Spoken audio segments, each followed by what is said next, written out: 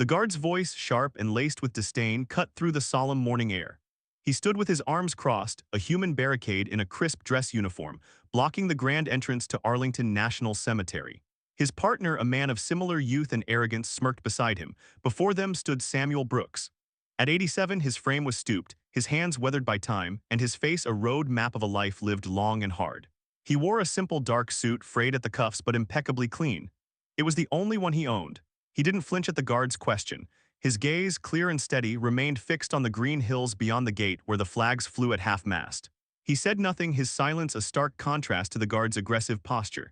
The younger guard stepped forward, his polished shoes crunching on the gravel. "Guard, sir, this is a private funeral for General Wallace. Invitation only. I need to see your credentials or you need to leave." The confrontation hung in the air, a sour note in a place dedicated to honor. The guard was a wall of rules and regulations. Seeing only a confused old man who had wandered into the wrong place, he couldn't see the history standing before him. The living testament to the very values the cemetery was built to commemorate. Tension began to coil tight and dangerous as more cars, long black sedans with government plates, began to arrive, their occupants casting curious, pitying glances at the old man being held at the gate. Samuel simply waited.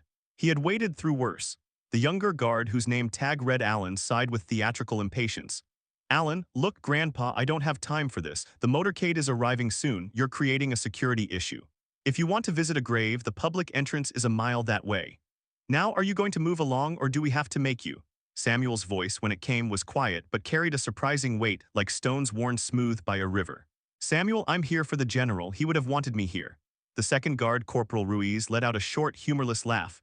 "Ruiz, right, you and the general best pals, I'm sure, sir. With all due respect, General Wallace was a four-star. He advised presidents. He didn't have time for people without an invitation."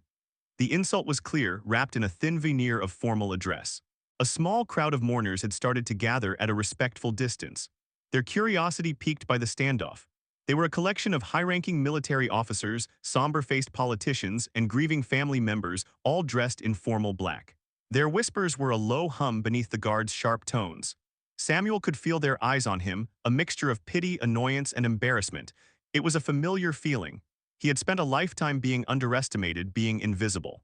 It was, for the most part, a role he preferred. But not today, not here. "Samuel Brooks, my name is Samuel Brooks." Alan took a step closer, his personal space violation deliberate and intimidating. "Alan John Miller, okay. And I'm the Secretary of Defense. Names don't mean anything without the right paperwork, old-timer." He pointed a gloved finger at Samuel's chest. "You have no medals on your suit, no ribbons, no proof of service. As far as I'm concerned, you're a civilian trespassing on federal property during a restricted event." The accusation hung in the air. No proof of service. Samuel's hand subconsciously drifted to his side, where he could feel the phantom weight of things long since discarded, burdens carried and set down. He had proof, just not the kind that could be polished and pinned to a lapel. His proof was etched into his bones, carved into his memory.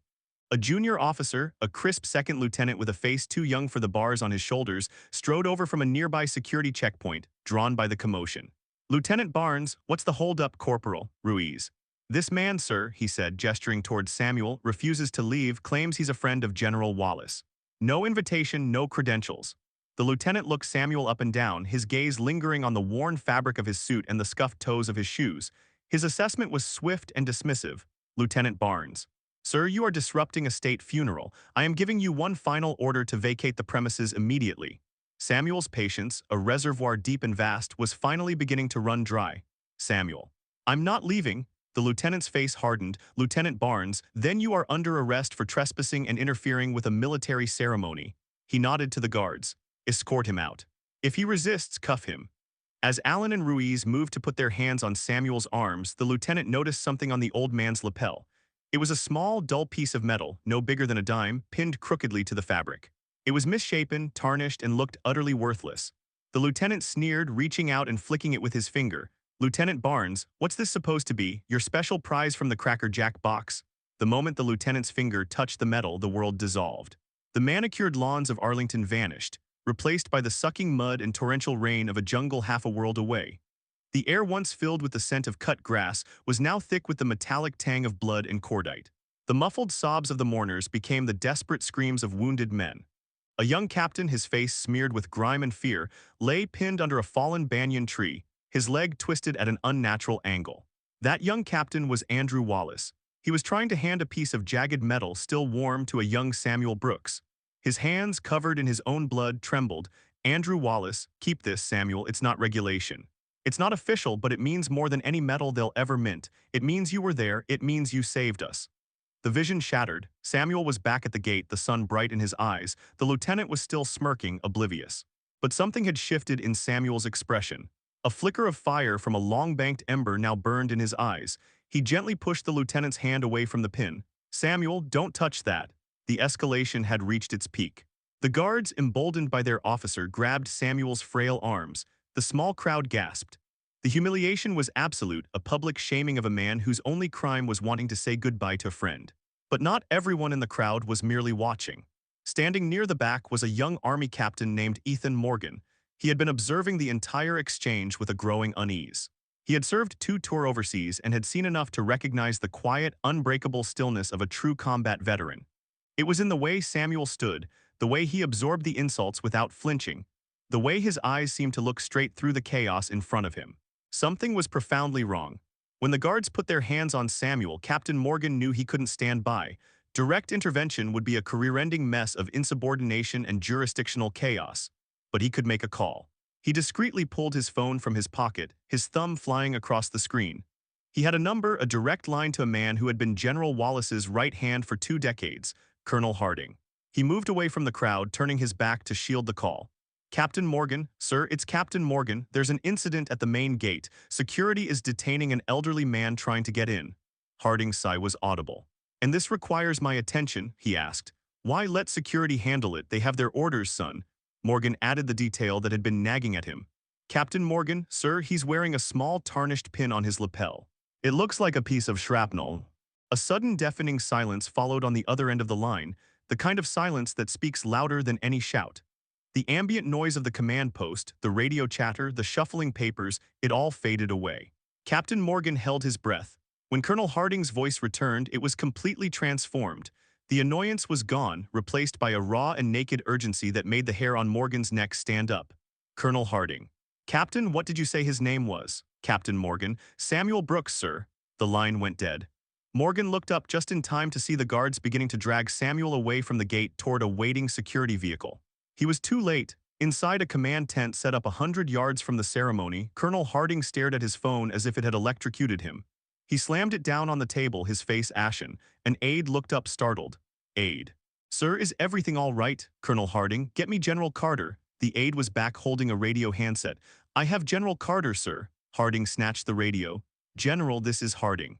We have a code shepherd at the main gate. I repeat, code shepherd is active. The radio crackled. The voice of the highest-ranking active duty officer in attendance, a 4-star general named Michael Carter, came through stripped of all ceremony.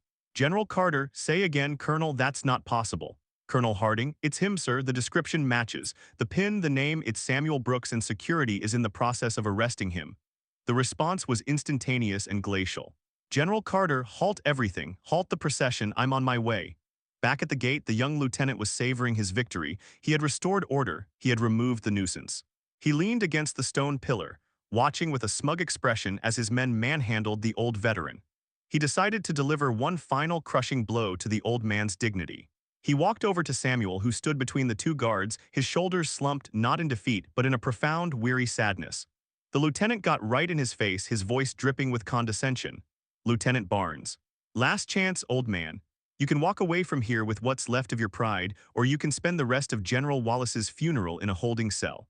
We'll charge you and I'll personally recommend a full psychiatric evaluation. A man your age with your delusions, you're a danger to yourself and a public embarrassment. His words were a final twist of the knife. He had pushed a man of honor past the breaking point of humiliation, and in doing so had crossed a line from which there was no return. It started as a low rumble, a vibration felt more in the chest than heard with the ears. It was a sound wholly out of place in the quiet reverence of Arlington, every head turned, including the lieutenants. Cresting the hill was a motorcade of 3 black Chevrolet Suburbans, their tinted windows reflecting the morning sun like obsidian mirrors. They weren't moving with the slow, dignified pace of the funeral procession. They moved with the speed and terrifying purpose of a rapid response team. They screeched to a halt just feet from the gate, their tires spitting gravel. The lieutenant and his guards froze, their hands still on Samuel. Doors flew open with military precision. Out stepped not military police, but 6 men in immaculate army dress blues. They were sergeants, major colonels, men whose chests were heavy with so many ribbons and medals they clinked softly with every movement. Colonel Harding was the first one out, his face a mask of cold fury. Then the rear door of the lead vehicle opened, and out stepped General Michael Carter. He was tall and imposing, 4 silver stars gleaming on each of his shoulders. The air itself seemed to grow still and heavy. The ambient noise of the cemetery, the wind in the trees, the distant traffic, the hushed whispers of the crowd all ceased. There was only the sight of this 4-star general, his presence sucking all the oxygen from the air. The lieutenant felt a cold dread wash over him. He and his men instinctively snapped to attention, their hands falling away from Samuel as if he were suddenly radioactive. General Carter didn't spare the lieutenant or his guards a single glance.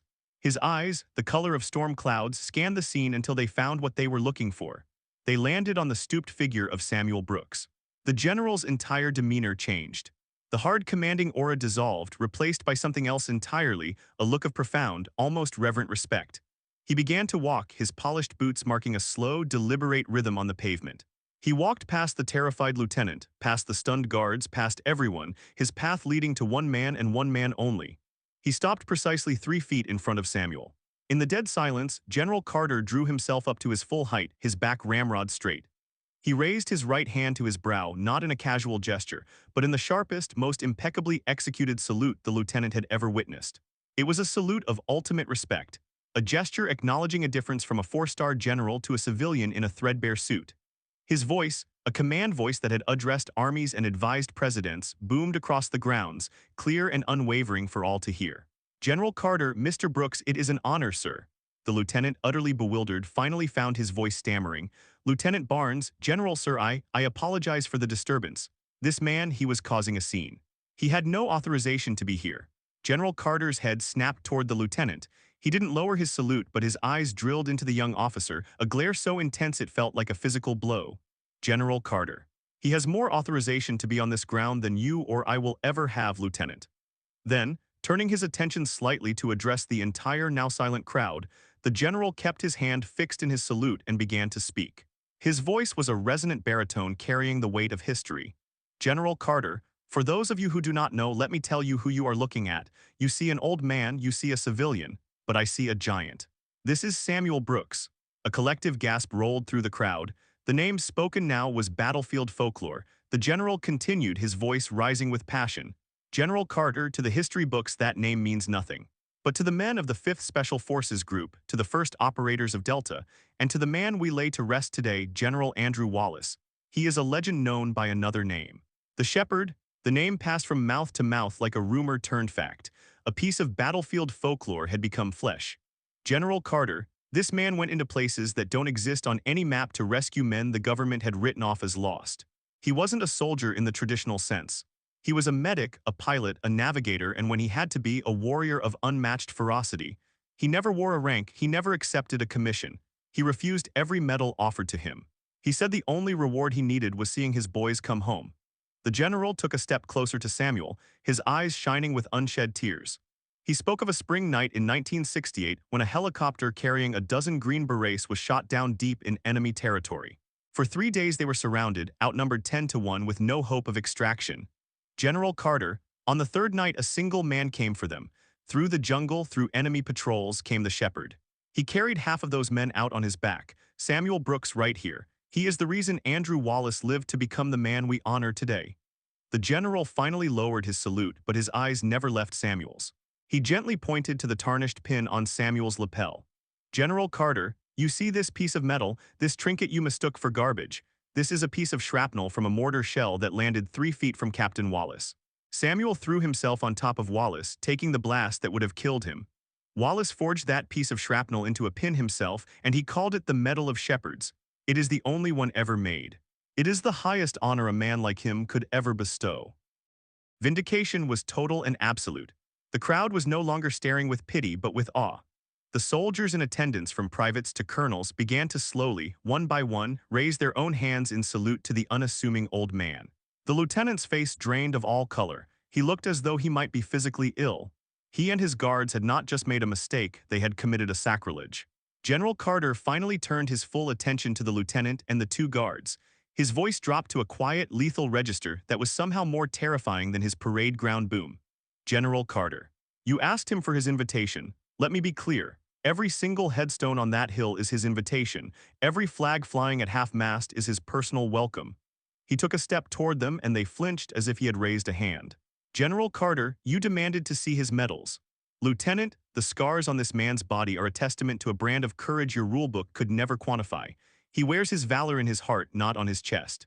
Your job is security, but your most essential tool isn't your sidearm or your radio. It is judgment, it is discernment. And in that you have failed on a scale that is staggering. You stood in the presence of living history and saw nothing but a nuisance. You mistook a titan for a trespasser. The general's gaze was relentless. You will report to my aide. You will give him your names and your units, and you will be in my office at the Pentagon at 600 tomorrow morning for a conversation about the true meaning of respect. Is that understood? Alan Ruiz, Lieutenant Barnes. Yes, General. Just as the general was about to turn away, Samuel, who had been silent through the entire ordeal, reached out and placed a gentle, weathered hand on the general's uniformed arm. Samuel. Michael, he said, using the general's first name, they were just kids doing their job the only way they knew how. Let it be. The general looked down at Samuel, his expression softened. He nodded slowly. Then Samuel turned and looked directly at the young lieutenant. There was no anger in his eyes, only a deep, profound wisdom. Samuel, son, that uniform you wear, it doesn't automatically grant you respect. It's a symbol, a promise. Respect is something you earn every single day by how you treat people. And you need to understand that sometimes the most important people, the ones who have sacrificed the most, wear no uniform at all. Just remember that. As Samuel spoke those words, the memory of the pin's creation bloomed fully into view. It wasn't a chaotic flash this time, but a clear, poignant scene, a makeshift field hospital smelling of antiseptic and death. A young Samuel lay on a cot, his back a bloody tapestry of shrapnel wounds. Beside him sat Captain Andrew Wallace, his own leg in a splint. In Wallace's hand was a jagged, ugly piece of metal pulled from Samuel's own flesh just hours before. He pressed it into Samuel's palm. Andrew Wallace, they're putting me in for a silver star for that mess, he said, voice thick with emotion. But it belongs to you, all of it. I don't know what I can give you that the army will recognize. But I want you to have this, so you never forget the price, so I never forget the debt. The origin of the humble object was a story of sacrifice, a bond forged in fire and blood. General Carter personally escorted Samuel through the gates, past the rows of saluting soldiers and the stunned, silent crowd. He led him not to a seat in the back, but to the very front row, placing him among General Wallace's grieving family. They had heard the stories of the shepherd their whole lives, and they embraced the old man with tears in their eyes, thanking him for giving them 50 more years with their beloved patriarch. Samuel sat through the service, a quiet, stoic figure, paying his final respects to his friend, his duty finally done. The fallout from the incident at the gate was swift and decisive. The lieutenant and his guards were not dishonorably discharged. Samuel wouldn't have wanted that. Instead, General Carter personally oversaw their reassignment and mandatory retraining. He created a new program for all security personnel at sensitive military installations. A course in situational awareness, history, and empathy, designed to teach soldiers to look beyond the surface, to see the person, not just the uniform or lack thereof. The course became known throughout the armed forces as the Brooks Protocol. The story of the old man at the gate became a cautionary tale, a lesson in humility taught to every new recruit. Months passed. The seasons changed. The young lieutenant, now humbled and wiser, was manning a quiet checkpoint at a different base, far from the prestige of Arlington. It was a rainy Tuesday afternoon, and he was taking his lunch break at a small greasy spoon diner just off post. As he sat stirring his coffee, the bell above the door jingled. An old man in a simple jacket walked in, shaking the rain from his shoulders, and took a seat at the counter. It was Samuel Brooks. The officer's heart hammered in his chest. He watched as Samuel ordered a coffee and sat staring out the window, lost in thought. For a long moment, the officer sat frozen, a war of shame and gratitude raging within him. Finally, he stood up. He walked over to the counter, took a $10 bill from his wallet, and placed it down next to Samuel's coffee cup. Samuel looked up. His calm eyes showed a flicker of recognition. The officer couldn't bring himself to say much. His voice was thick with an emotion he couldn't name. "Officer, for the coffee, sir, and for the lesson, thank you." Samuel looked at the young man, truly looked at him, and saw the change. He offered a small, knowing smile and a slight nod. "Samuel. Stay safe, son." The officer nodded back, turned, and walked out of the diner, leaving the hero to his coffee, a silent and respectful understanding having passed between them. Samuel Brooks' story reminds us that heroes don't always wear their greatness on their sleeves. If this story of quiet valor moved you, please like this video, share it with someone who needs to hear it, and subscribe to American Veterans Stories for more stories of the unassuming heroes who walk among us.